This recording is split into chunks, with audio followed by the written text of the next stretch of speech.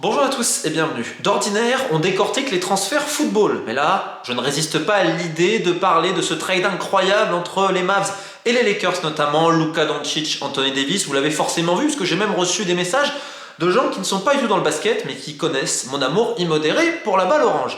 Et la première chose, c'est que ça n'a absolument rien à voir. Je parle même pas du fait que c'est un business différent et tout, non, c'est médiatiquement. C'est-à-dire que dans le football, beaucoup de deals, malheureusement, tu as des clubs, ils vont passer par des influenceurs, des réseaux sociaux, des je sais pas trop quoi pour légitimer ce qu'ils font, parce que derrière, tu as quand même énormément d'esbroufs et tout ça, et globalement, tout sort, parce que tu as 50 000 personnes et tout.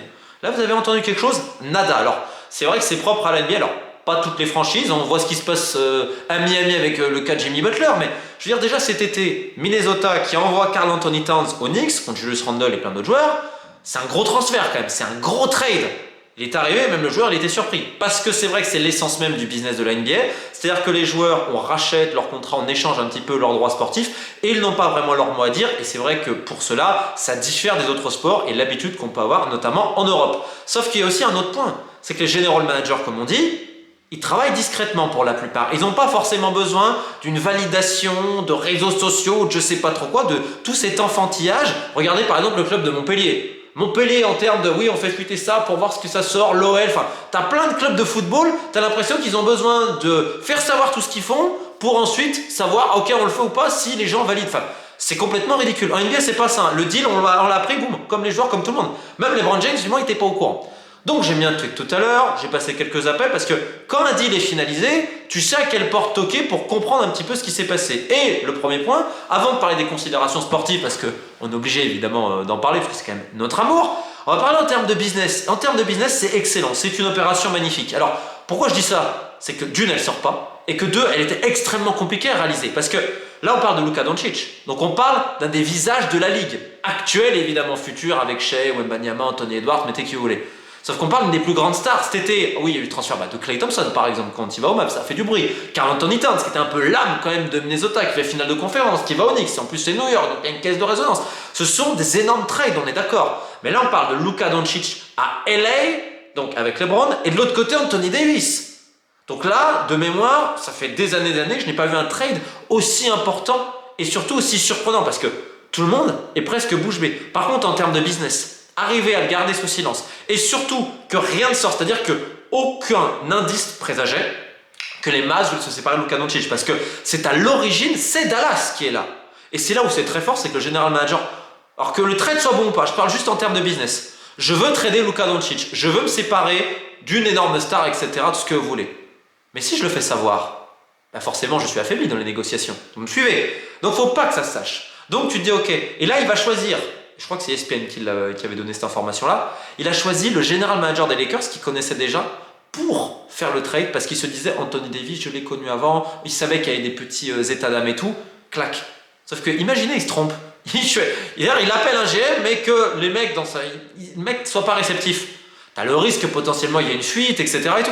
Donc faut pas te louper en faisant ça. Donc c'est pour ça que je dis, en termes de business pur, en termes d'approche du deal, quand tu as fait ce choix de dire je veux trader Luka Doncic, tu arrives de A à Z à maîtriser complètement ton dossier, et même, si on va sur des considérations sportives, à récupérer quand même des choses aussi plutôt bien vis-à-vis de ton objectif. Parce que c'est ça aussi le but de la vidéo, c'est pourquoi trader Luka Doncic. Alors on a vu pas mal de choses sortir, le surpoids, la condition physique, l'hygiène de vie, c'est une réalité. On peut aussi parler de considérations financières, parce que pour le joueur, en effet, il n'est plus éligible là bientôt au maximum qu'il pouvait prétendre, je crois que c'est 340 millions de dollars à peu près sur 5 ans. Là il va devoir attendre un petit peu, sachant que son bail se termine en 2026, je crois qu'il a une option, il y a une player option je crois à ce sujet-là. Bon, on pourrait parler de quantité de choses, ce qui est certain c'est que les Mavs étaient énervés, parce que faut imaginer quand même, ils le font pas pour le plaisir. Ça fait pas vraiment de sens. Tu restes sur une finale NBA, tu vas pas trader Doncic derrière. C'est-à-dire qu'ils ont une bonne raison de le faire, en tout cas pour eux. Qu'elle soit acceptable ou pas, en tout cas pour eux, ils ont estimé que c'était meilleur. Le choix, il a été réfléchi. Et il y a un autre point qui est fondamental, c'est Mark Cuban. Cuban, évidemment, le propriétaire historique des Mavs, qui a toujours été très très proche des joueurs, qui s'est toujours mis en première ligne pour défendre ses joueurs. De Doncic, évidemment, parce que beaucoup te diront, quand t'appelles, il lui pardonnait tout, il lui passait un petit peu tout. Et c'est vrai que Luka, j'ai pas besoin de dire, tu regardes simplement physiquement, tout le monde est au courant. Même déjà quand il était au Real, des fois le caractère, c'était pas évident, parce que voilà, après il est peut-être comme ça avec les arbitres, avec tout le monde. Bon. Après aussi, c'est un énorme compétiteur, on peut pas l'enlever, sa rage de vaincre quand il est sur le terrain et le talent, j'ai pas besoin de préciser.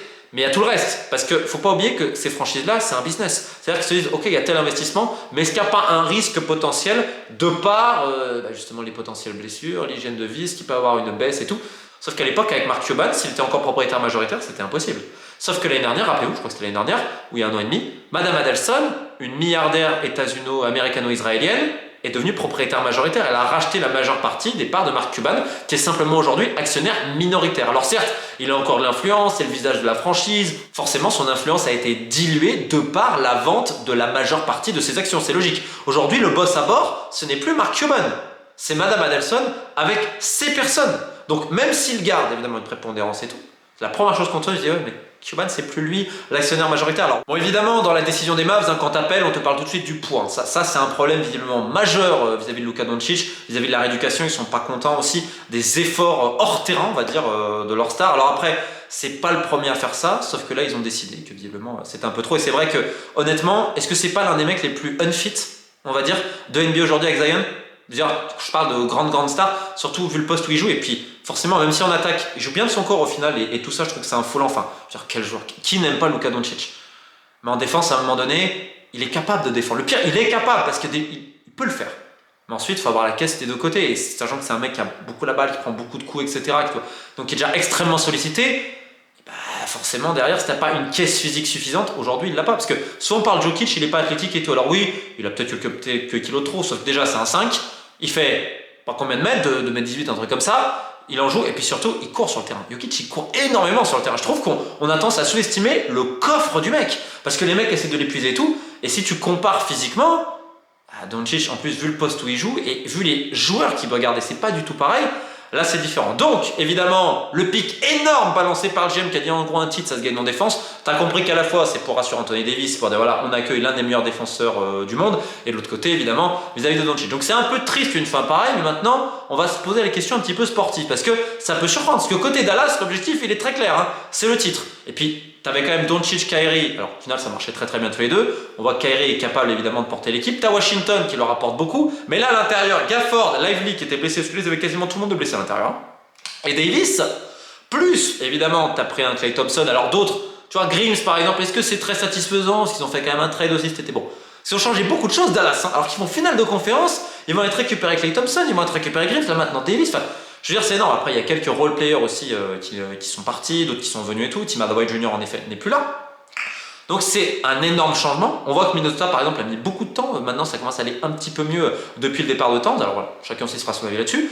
Là ça peut prendre du temps, mais c'est vrai que sur le papier, encore une fois c'est bien beau sur le papier, tu te dis le 5 est équilibré en tout cas. Tu as à la fois des gens à l'intérieur, à l'extérieur, tu as de la créativité, tu as des shooters et tout. De toute façon le but il est clair, c'est gagner dès maintenant. Et il se disait, cette année ils sont 8e, et en plus tu es sur une mauvaise phase, un mois de janvier très compliqué, on pourra en reparler aussi. Alors, parce que justement, peut-être parce que Luka était pas là, ça c'est encore un autre débat, mais dans tous les cas, ils se disaient on va pas gagner avec cette équipe-là. Voilà, ça c'est quand tu appelles, c'est la première chose qu'on te répond, on te dit sportivement, ils se disaient on va pas gagner avec cette équipe-là. Et quand tu te renseignes, on te dit à LA c'est pareil, alors que Los Angeles est 5e de la conférence Ouest, ils sont sur une excellente série, d'ailleurs ils ont gagné au Madison Square Garden, je crois que c'était au Madison qu'ils ont gagné là, enfin c'était face à New York en tout cas, sans Anthony Davis, sauf qu'en fait à LA tu te dis mais il n'y a plus personne à l'intérieur, parce que ce qui est vrai pour le coup, ils ont Ice, un jeune, alors c'est pas fou Jackson Ice, alors peut-être que ça va permettre à Armel Traoré de sortir de G-League et de revenir, pourquoi pas, et d'avoir quelques minutes, mais il va peut-être manquer de centimètres à un moment donné pour la dissuasion. Alors après tu te dis ouais Doncic James, ils ont besoin de la balle, oui, mais Kyrie il a besoin de la balle aussi, même si il peut aussi, c'est facile, il a du jeu sans ballon, il est capable aussi de faire un peu du catch and shoot et tout. Les grands joueurs ils savent jouer entre eux. Les grands joueurs savent jouer entre eux, surtout que LeBron, il a une vision de jeu, il a tout ce que vous voulez, il est très fort en transition. Donc avec Luka, tu te dis pourquoi pas. Sachant qu'aussi on a Hachimura qu'on veut responsabiliser davantage côté LA, on arrive. Donc offensivement, je m'inquiète pas, les grands joueurs ils trouveront toujours une solution à ce niveau-là. Et on l'a vu avec Dallas, ils savaient très bien jouer avec Kyrie, donc je m'inquiète pas. Alors après, il y en a qui vont dire dans la raquette, alors il reste encore quelques jours pour des trades parce qu'en effet, ça paraît léger. C'est pas tellement un potentiel offensif que tu as, parce que là, tu as besoin surtout de mecs qui sont capables de faire la dissuasion. Parce que Davis, pour reprocher tout ce qu'on veut, porter la défense de LA, parce que c'est ça, moi, j'ai plutôt la crainte à LA. C'est que qui va défendre sur la ligne extérieure?